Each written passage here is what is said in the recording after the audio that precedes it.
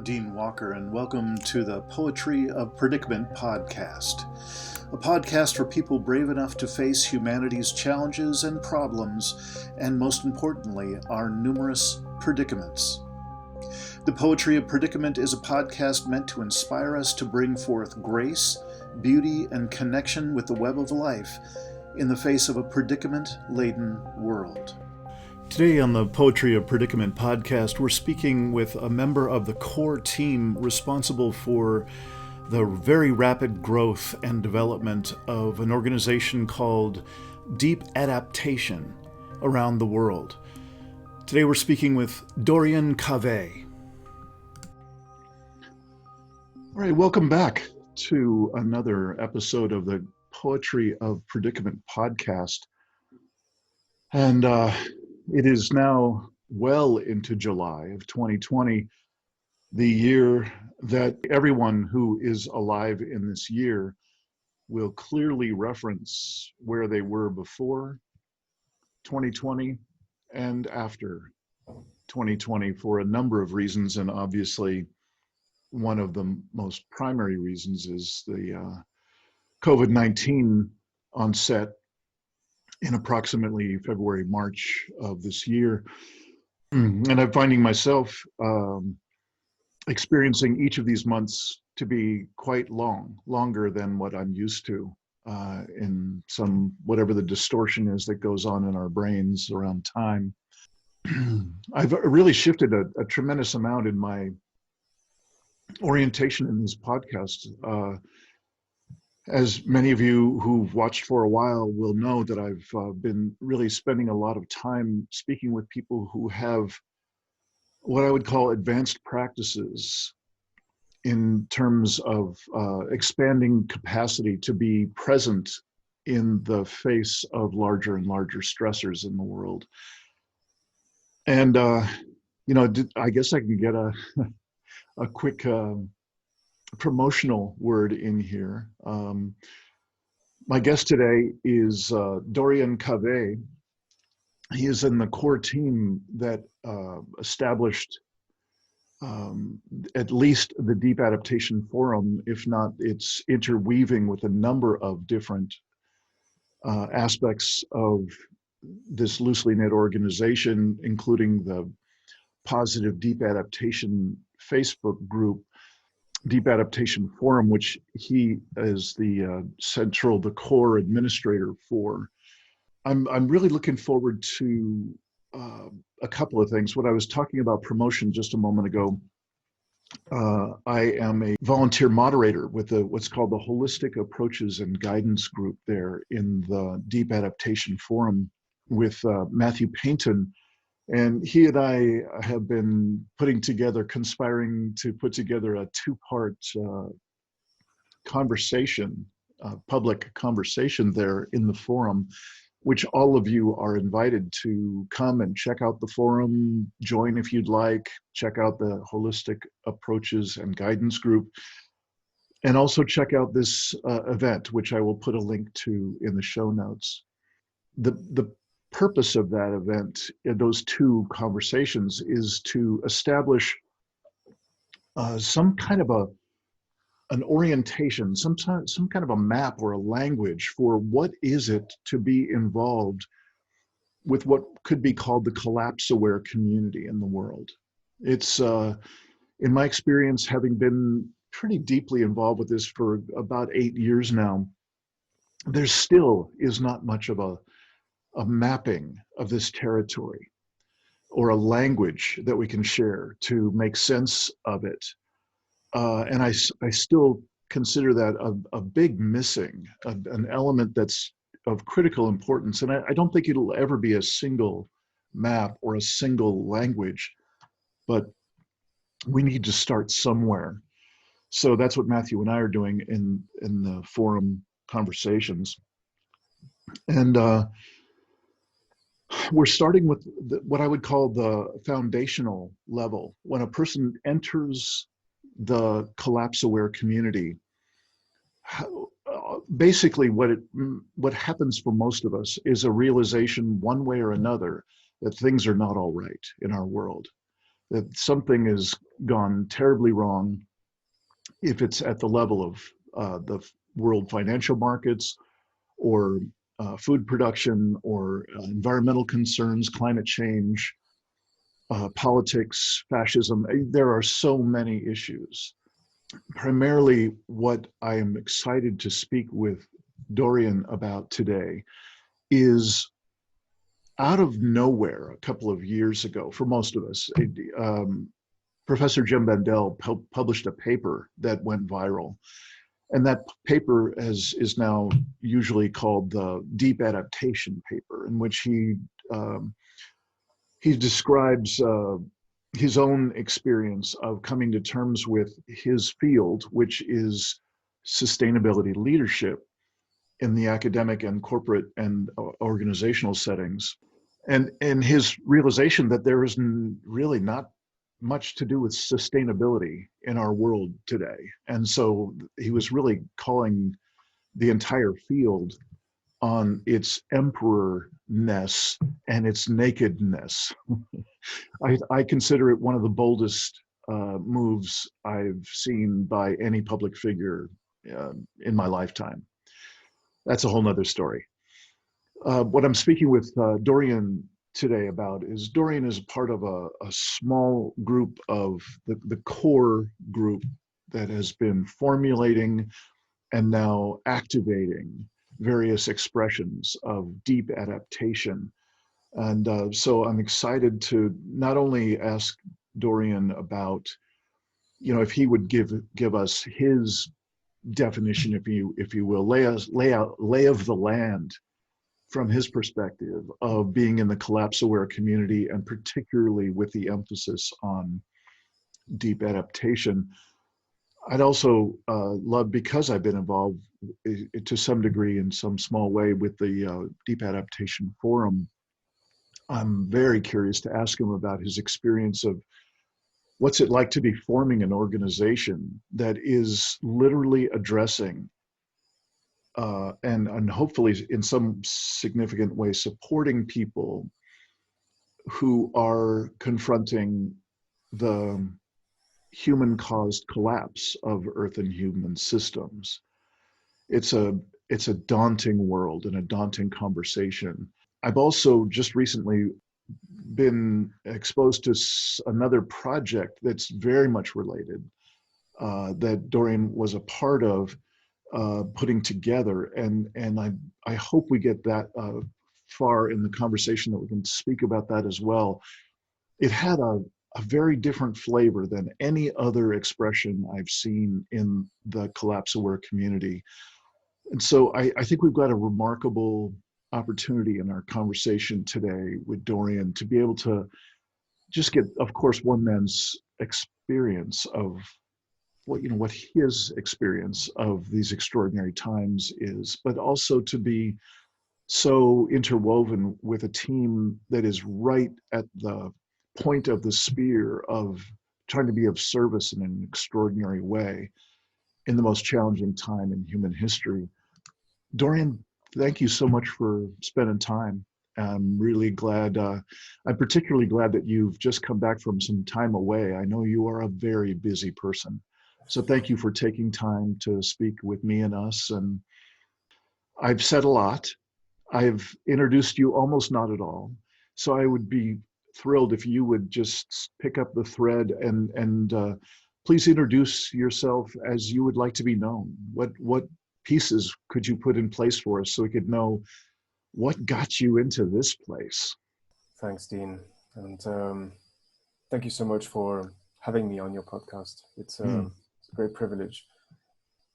I would say that, so in response to your question as to what got me involved in those topics, I would say the easiest answer is that I met Professor Jem Bendell just as he was writing the Deep Adaptation paper, so about 2 years ago. I had not been expecting us to have conversations around societal collapse. even though as a reader of his writing, I was aware that he was particularly attuned to those topics. But at the time, I was mostly focused on monetary systems. I was learning a lot about how money plays a key role in the current monetary system. Plays a key role in keeping the modern civilization that we live in addicted to economic growth. As you and I and many other people know, this is something which is a huge obstacle to our society, to our civilization ever becoming sustainable, if sustainability is even something that could be achieved. So I was exploring those topics, and Jem, together with his colleague Matthew, who is also part of the Deep Adaptation Forum core team, had co-authored an online course called the Money and Society MOOC. I can paste the link if you like afterwards. We can also... Yeah, that'd be great. Which really goes deep into analyzing this intertwined interactions of finance and exploitation, and this connection between this everyday thing that we use called money with those huge issues that are so difficult to address. So anyways, a few months later, Jem's paper was published, and he had to do this independently on his university website because the academic paper that he had written this paper for did not accept it as the way that Jem wanted to write it.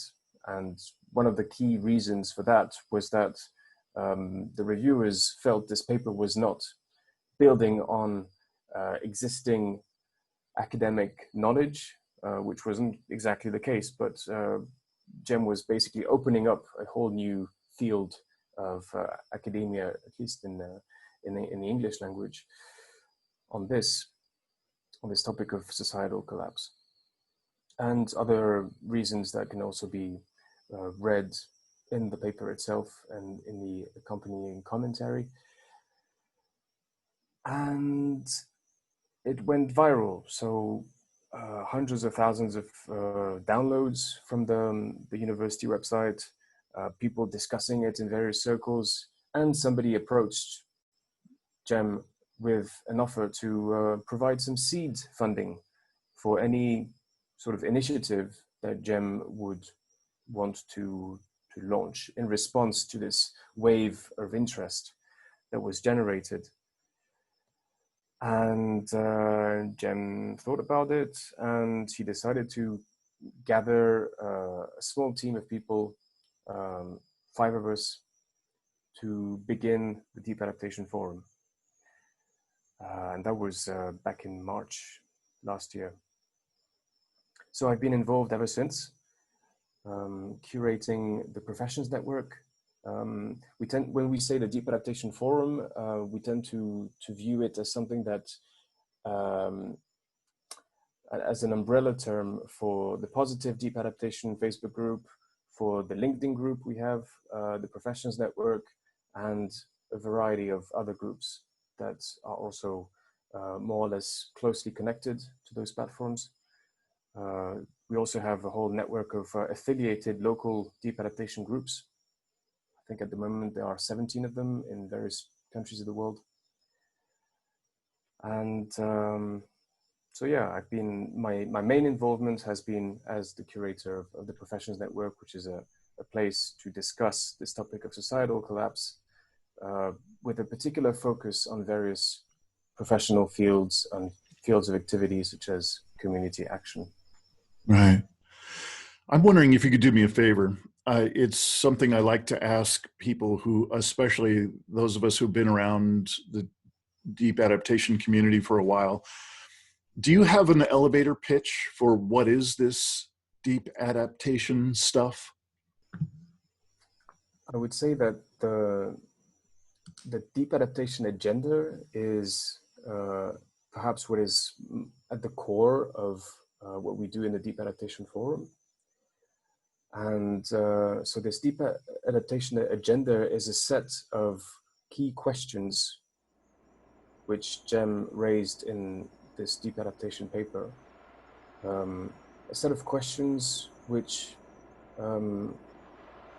any of us can reflect on within any form of, any scope that might seem interesting, from the personal to the family to the national or international level. And those 4 questions are: number 1, the question of resilience. If societal collapse is something which is in the offing, if it's something which is either very likely to happen, inevitable, or already happening, then what is it that is so important to us in our lives, in our societies, that we really want to preserve it, to keep it? The second question is that of resilience, of relinquishment. What is it that we should try and let go of in order not to make matters worse? Number 3 is restoration. So what is it that is so important, and what could be extremely helpful to us in our societies, in the world, in our lives, that we should try and bring it back from ecosystems that should be regenerated to certain lifestyles? And number 4, the question of reconciliation. So with what or whom should I try to make peace going forward in order to maybe limit the damage that could happen? And so the Deep Adaptation Agenda is an invitation to think of those questions as we consider our lives, as we consider the future. And so those questions go together with a certain ethos. We always encourage people to have those conversations in a spirit of compassion, curiosity, and respect, and to avoid what might be called a form of othering, meaning seeing oneself as separated from others and from nature. So trying to always remember that we are one, that human beings, the human race, and the rest of the biosphere are one and on one planet. So to me, this would be the core of deep adaptation. Great. I appreciate that. And maybe this is a good time to ask, how is it going from your point of view? Because it's one thing to write a paper. It's one thing to come together with other people and work ideas up and come up with new formulations, new ideas, new possibilities. It's a very different thing. And I know I'm not at all trying to school you here. This is why I'm asking you, but I'm just, for the sake of someone listening, to just get the challenge of putting something so existentially vibrant and even disturbing into real-time form with a small handful of other people, and then have that ripple out into a community of some considerable size now, can you say a little bit about how it's going in terms of the realization of any of what you've just been talking about? Sure. First of all, I'd like to say that we still are quite a young network. So we exist. I mean, since March 2019, pretty much. Although the LinkedIn group was started a few months earlier than that. So I think it's still a bit early for us to be able to confidently state we've had this impact on the world. I'm hoping that maybe one day we might feel a bit more confident in making such statements, even though reality is always such a tricky thing to understand, especially causality. But so currently, I would say that the groups that have been started as a reaction to the Deep Adaptation paper and to the launch of the Deep Adaptation Forum have been spaces in which ways of relating to one another and discussing this predicament and learning about ourselves, both the individuals and all the shadow sides that we bring in with us because of our culture, because of the way in which we were socialized. I think those spaces have been very precious for that, which is a start. We also have certain groups on the forum that have been started with the specific intent to affect things on a larger scale. So, for instance, we have currently a task group that is whose objective is to launch a think tank that will provide advice and try to influence local governments, starting in the UK, on topics of societal collapse. So to at least make this topic exist in the minds of mainstream politicians. And so initiatives like those are also extremely important.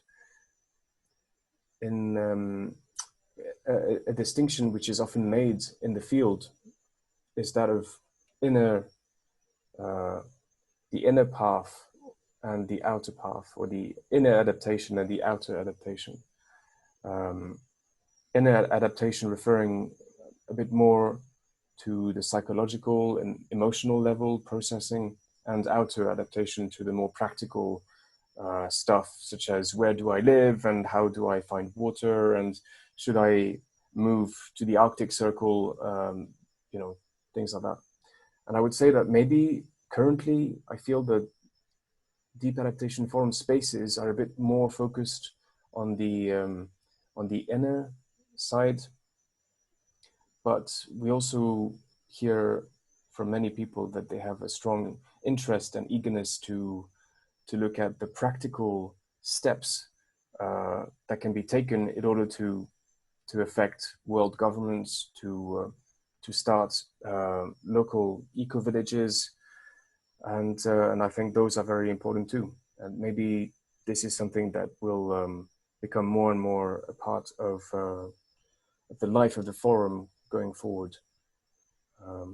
But yeah, I think at the moment the inner adaptation has been more central to what we've been doing. Thank you.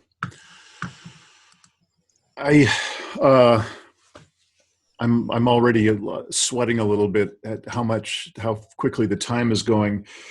I think I might need to ask you to kind of race forward in time a little bit, and please include anything that is important that I don't even know to ask for. But I feel so inclined to ask you about your own creativity and your own personal engagement, you know, like what makes this important for you to do? You know, it's significant. It sounds significantly different to me than your initial focus on alternative financial systems, economic systems around the world, something to take us into possibly a degrowth environment. And so, you know, that's one track. And they needn't be a binary or exclusive, but it does seem like you've shifted a considerable amount of your world in your direction.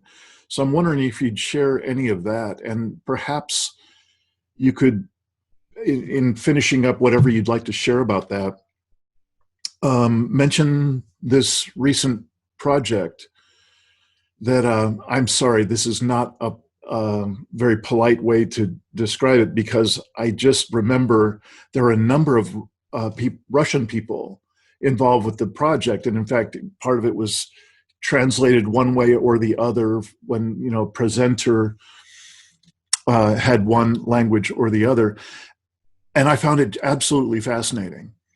And so, if you wouldn't mind taking us through a bit of your own personal changes, whatever they might have been, and then land us in this recent project, I'd appreciate it. Sure. I would say that to me, collapse awareness is something that already existed. I already had this within me before meeting Jem and reading the Deep Adaptation paper. I was already a reader of the Dark Mountain publications, for instance, which I'm sure you know. But yeah, I would say that this realization crystallized thanks to this encounter and to my involvement in the forum, and became a huge aspect of my awareness. Now it's, even though I'm lucky enough to live in some medium-sized city in southwest of France, where everything seems pretty much comfortable and people are having cafes on terraces outside and going to the cinema. That's, well, when we're not under lockdown, of course. But yeah, it's hard for me to just go outside and see all this friendly atmosphere and not imagine what it might well be like in 4 years, 5 years, 10 years. So now I have like this lens that I can shift into, and I tend to shift into it very often as I examine everything around me, including my own life, of course. So this is for the way in which it has become integrated very intimately into my own life. I would say that another important aspect of my involvement in the forum is that I am curious about the potential for online communities to be vectors of social change. So I'm currently doing a PhD program which looks exactly at this. So the Deep Adaptation Forum is in fact an object of study for me too. Even though I'm involved in it, it's also a place in which I reflect on the potential for online spaces to change the world to some extent. So it's something that I also had in mind before, and that became, again, something that took concrete shape in recent months.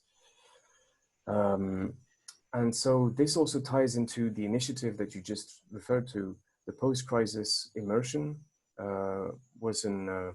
Could I just pause you for 1 second before you go there? I just have a curiosity. You've just laid out really clearly answering my question. I so appreciate it. And it does sound like something that has its own waves each day, where it sounds like the lens through which you're looking and experiencing the world around you shifts.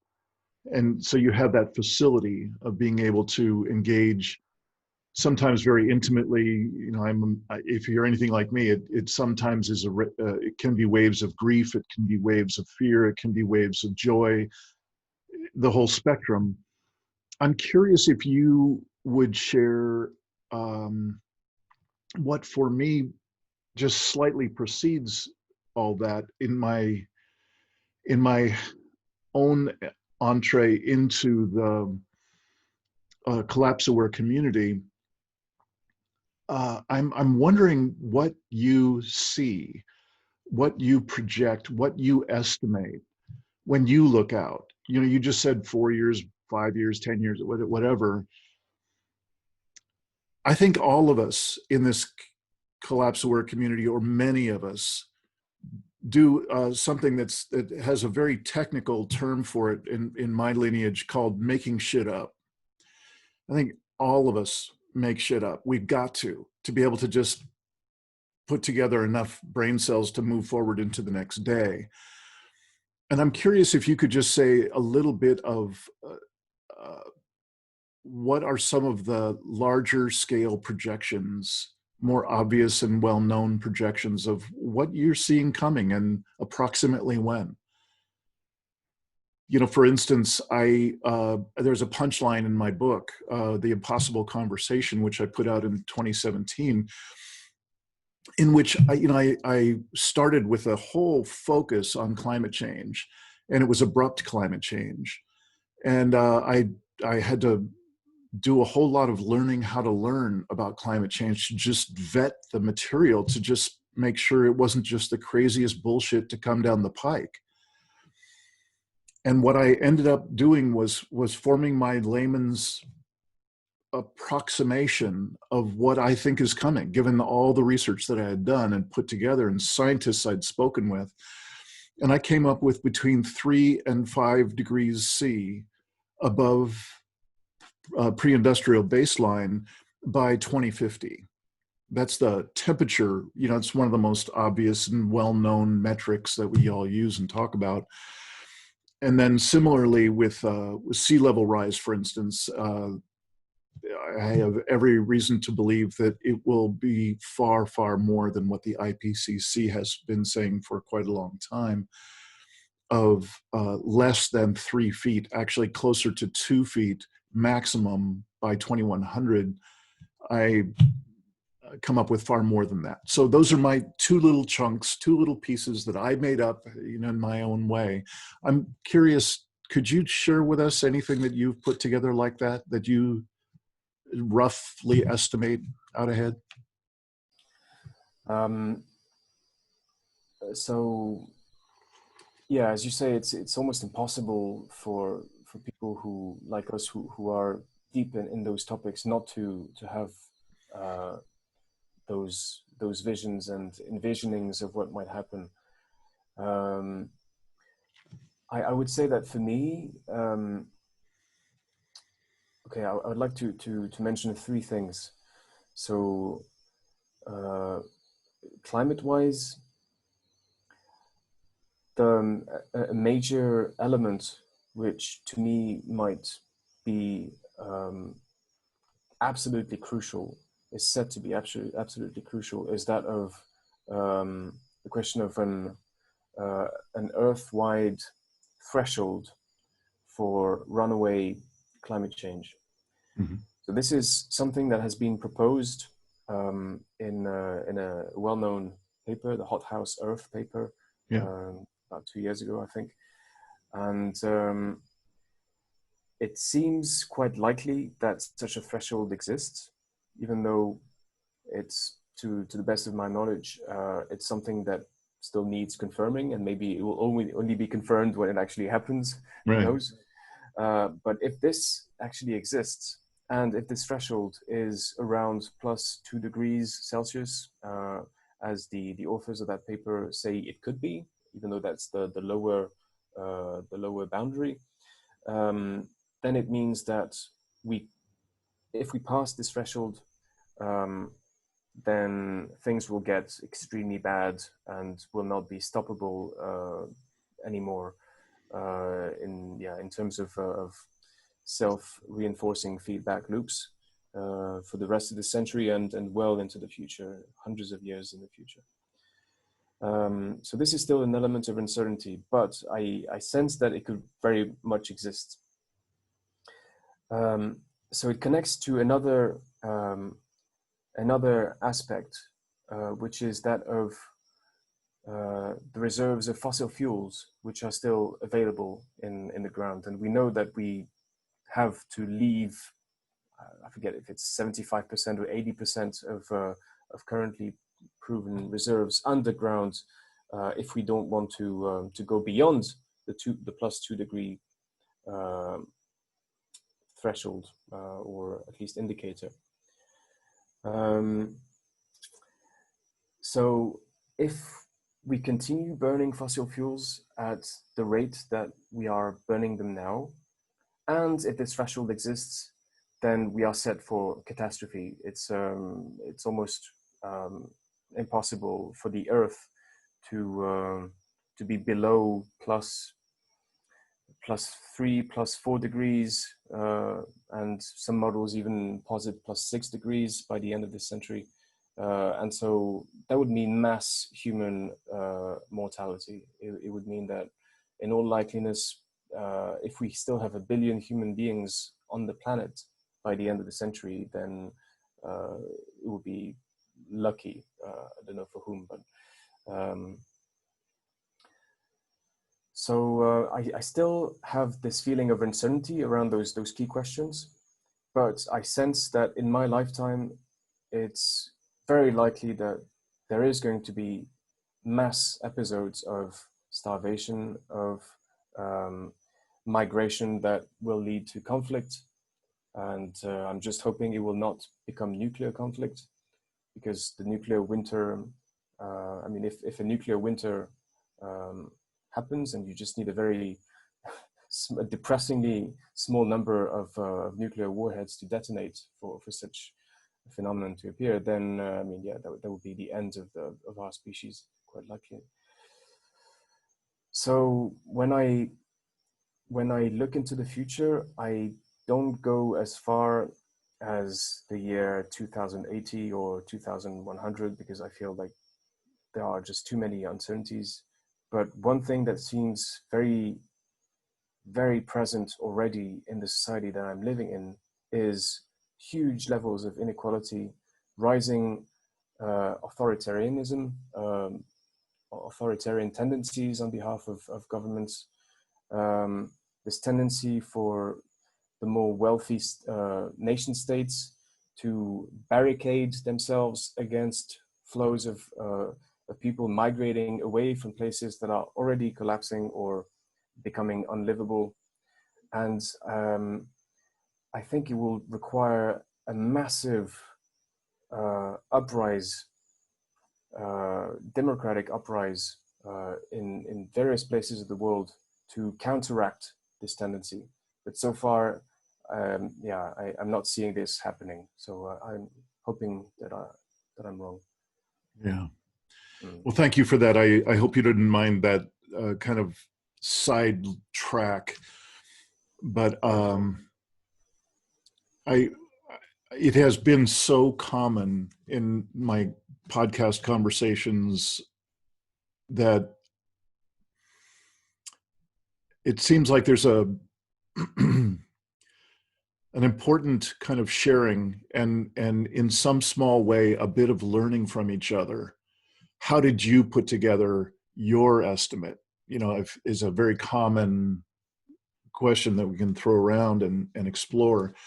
So I appreciate you taking a few moments, and I really did not mean to take you away from where hopefully we're going to go right now, which is again I want to say it was about a month and a half ago approximately. I heard about this project that you were involved with, and part of it was a film which was again there was such a unique feel to it, and then to the few things that I got a chance to hear in terms of more or less a small scale online summit, a number of different speakers on different aspects of of collapse from their perspective, and something I am rarely exposed to, which is any sort of sharing from people in the Russian culture. I had no exposure. So that was so interesting and remarkable in its own way. Can you describe a little bit about what this project was and how it relates to your body of work, where you're headed, and what was it about? Absolutely. This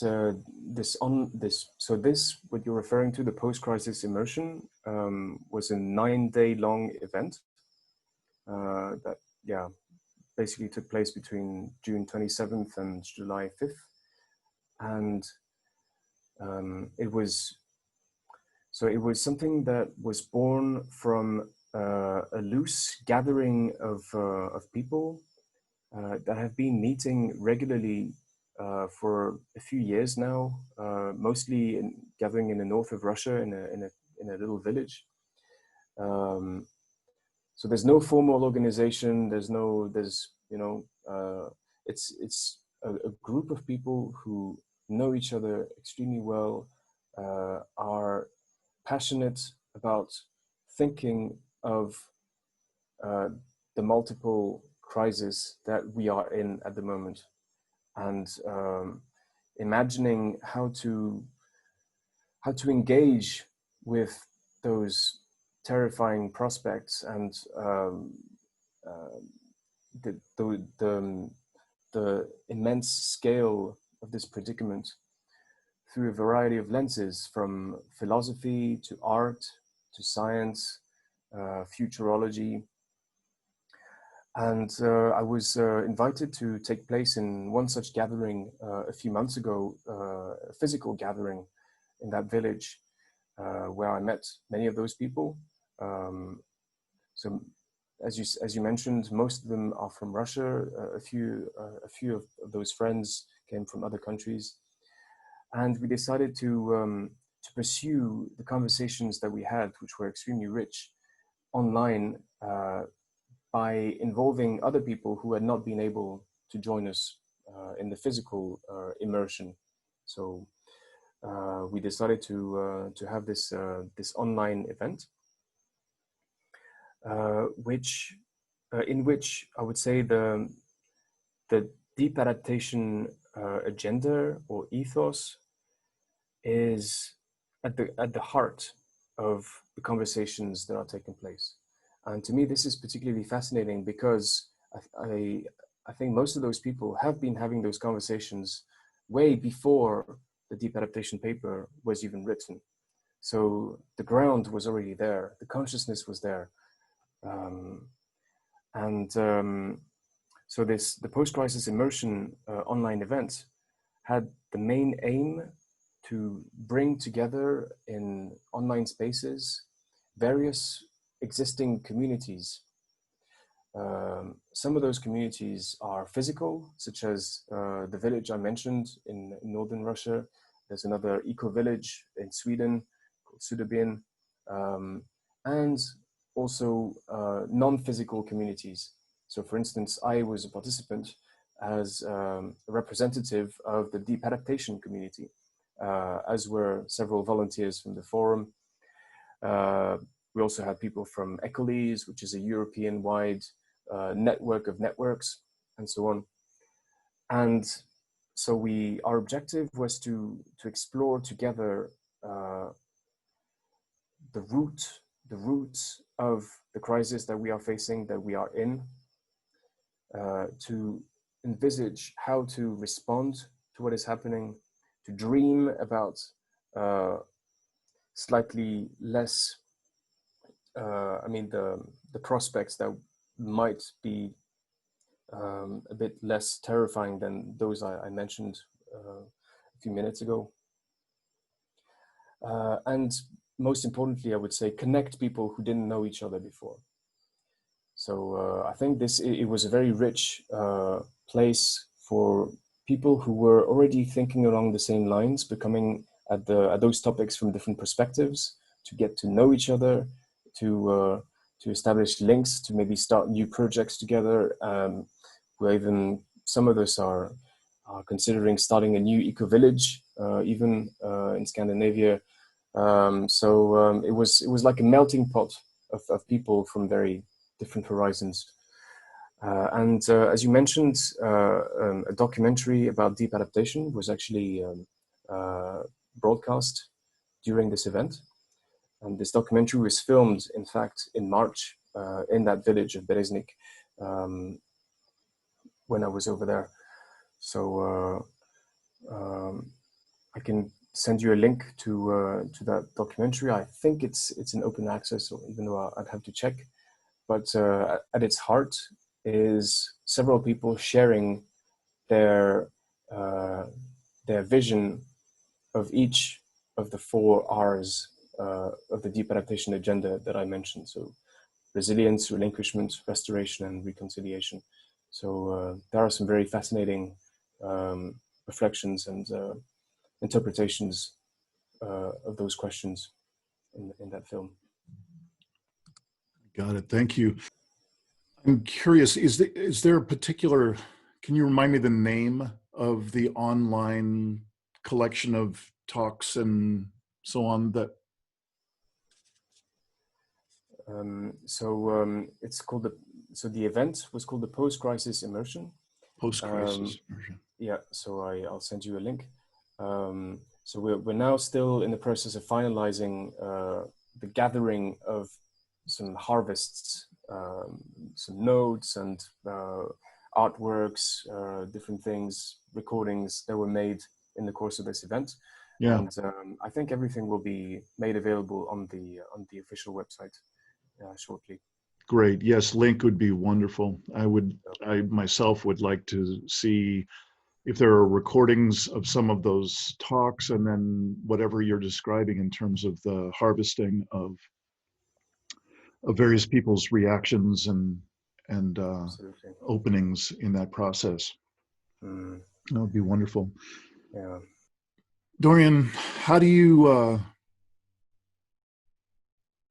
hold this in your system? You know, sometimes I call this our, system. How do you hold this in your system, and what are some of the waves that you are aware of that wash through you as you are so engaged with this, what I'm very fond of calling the most important conversation in human history? You're in it every day, up to your earlobes.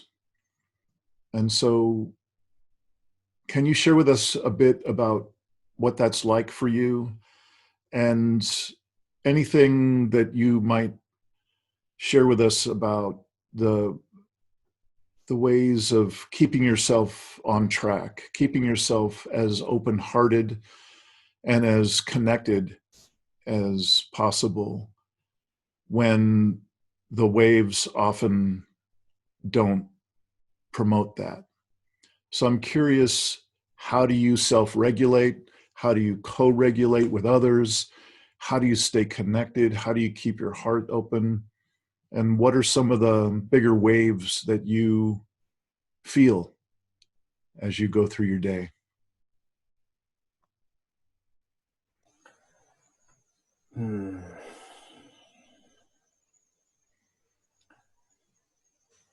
I would say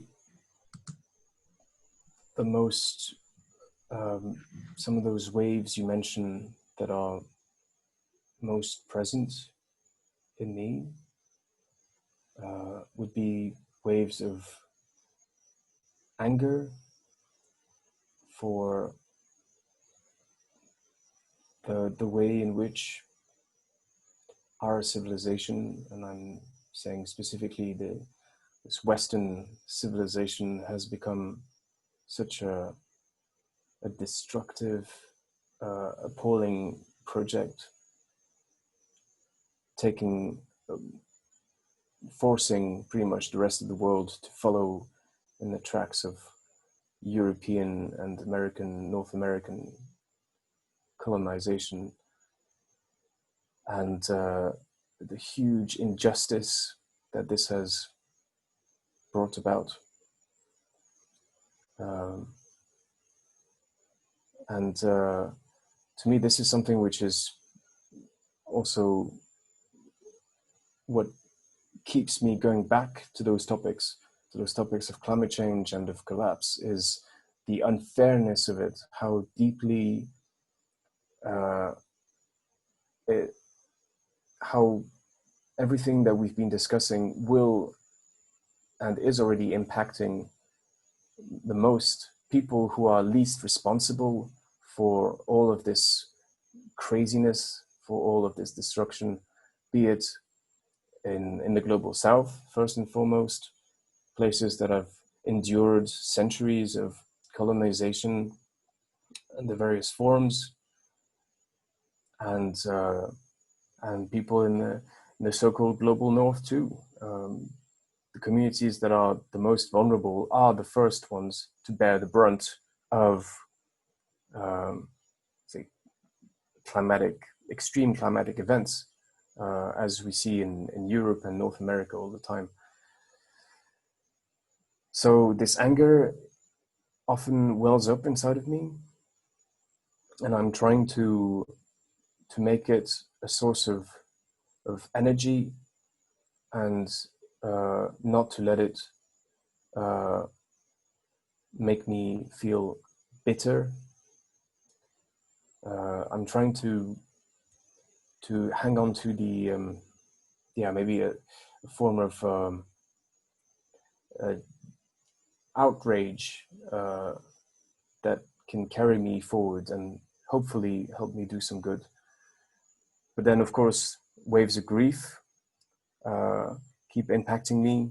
Also, when I see the results of this destruction, be it on my fellow human beings or on ecosystems, on beautiful places around the planet, on other species, and it's hard to keep going when those waves wash over you. So one thing that I've discovered, particularly in my work with the forum, is that being with other people who are as deeply affected as me, and who find the courage and the wisdom in themselves to keep going, is very much what helps me to keep going too, and to avoid, just disconnecting altogether from what is happening in whatever way, to be present with the shit and to still be willing to try and at least soften this mountain of injustice and destruction as it comes crumbling down, to soften the brunt on everyone involved and suffering from this and everything.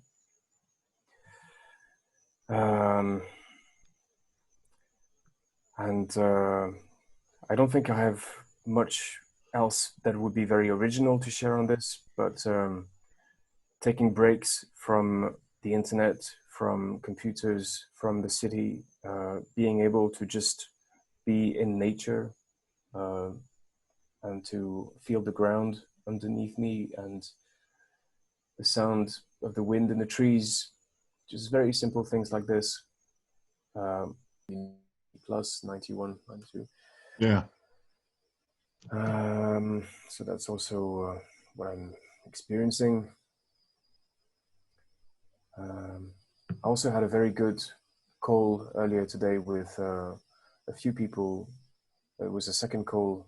We've started meeting. So I'm just taking a moment to appreciate your pacing and your sharing, your openness, your vulnerability. I don't know of a better way to comport oneself than what you're just describing. You know, each of us has our own particular flavor, but it always seems to come down to some of the basics, like you've just been modeling and describing. So thank you for that. And something neither of us have really said overtly, which I'm just going to shamelessly promote for a moment. What we've been talking about is a very intentional construction,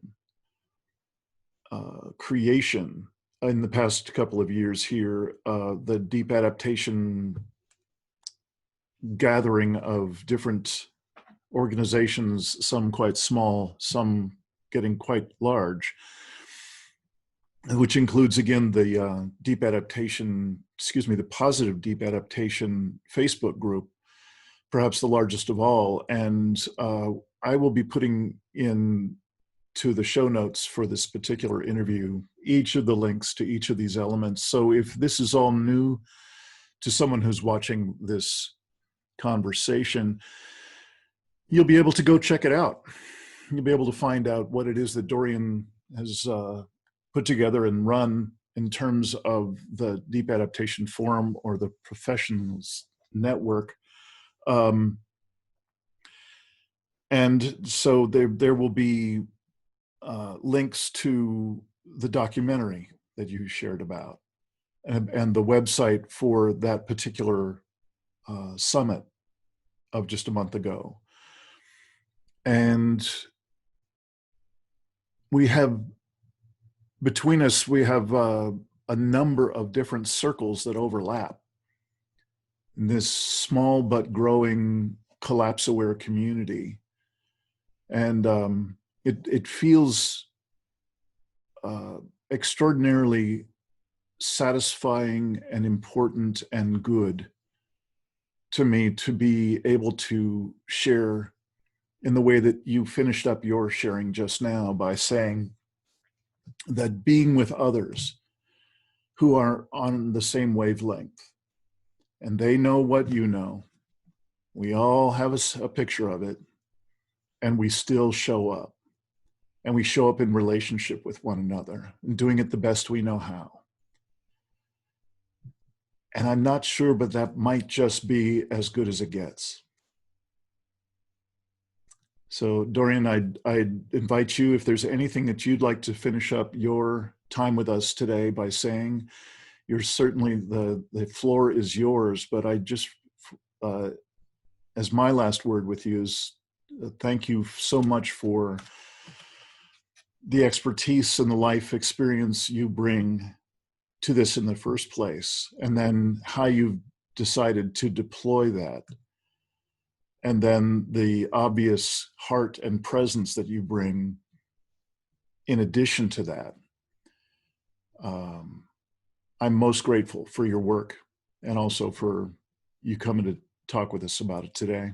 So is there anything you'd like to say to finish up? I just want to say that I'm extremely grateful to you too, Dean. You've been one of our most important long-standing volunteers on the forum, and I hugely appreciate everything you're doing, your work with this podcast, with everything you're doing on the holistic approaches and guidance group too, the gatherings you're holding there. So I think we each bring a little something to this huge equation, and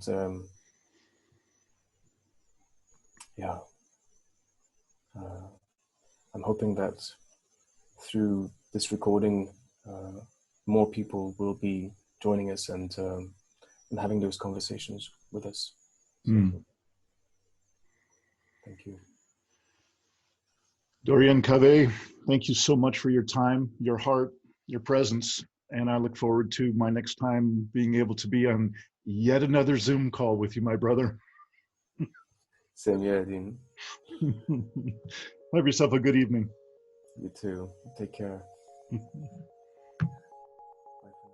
Thanks for watching another episode of the Poetry of Predicament podcast, produced by Dean Walker and the Living Resilience Alliance, www.livingresilience.net. Music today from Michael Hedges, as always, and also Port Blue Into the Sea. Also available on our website, www.livingresilience.net, is a wide array of articles, online learning series, arranging group and individual resilience coaching, and sign up for our every other Tuesday free support group that we call Safe Circle Calls.